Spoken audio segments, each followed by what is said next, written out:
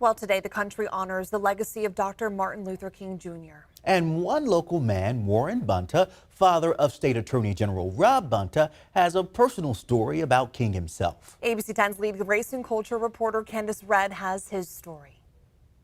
Warren Bonta worked as a voting rights volunteer with the civil rights organization Southern Christian Leadership Conference. While he never marched with Dr. King, he says being in his presence on 3 separate occasions was life-changing. It was an unforgettable moment. Now, anybody who knows this movement and knows the meaning of this movement, he just blew me away. He was amazing. Such a great speaker.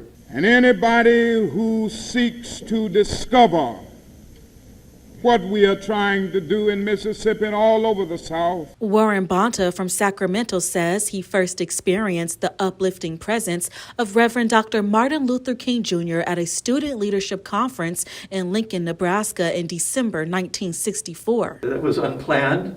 I went to a conference, here he was, and I just went with it. I was so thrilled by that. Dr. King gave a speech on the civil rights struggle. We're certainly going to continue our nonviolent protests. It's a reassuring voice.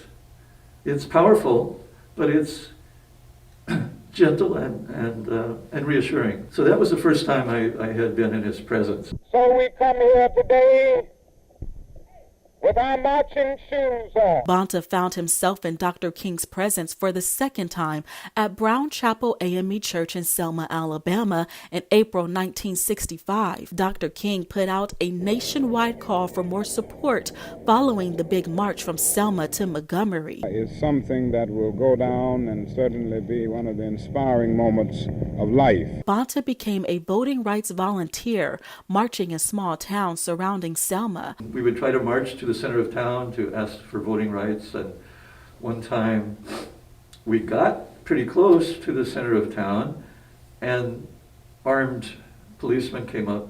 It kind of like, you're going no farther, you're going to turn around, you're going to go back. And we did get tear gassed. Sundays we would try to integrate churches in Montgomery. We would be taken by car, they would pair up, black and white, and we'd go to the big white churches, and we would try to enter and worship respectfully and then leave quietly. Bonta says he saw Dr. King for the last time during a church service in South Los Angeles in August 1965. He was compassionate, and I think he was a little bit self-effacing. Dr. King was supporting Black people following the Watts Rebellion, while at the same time encouraging peaceful resolutions. The issues that were being struggled over in the 50s and 60s and 70s have not gone away. We have a major component of our population in this country that has been exploited, segregated, and treated worse than just about any other group in the country. One man in particular made a stand and organized and used nonviolent action to try to change things and try to improve the situation for Black Americans.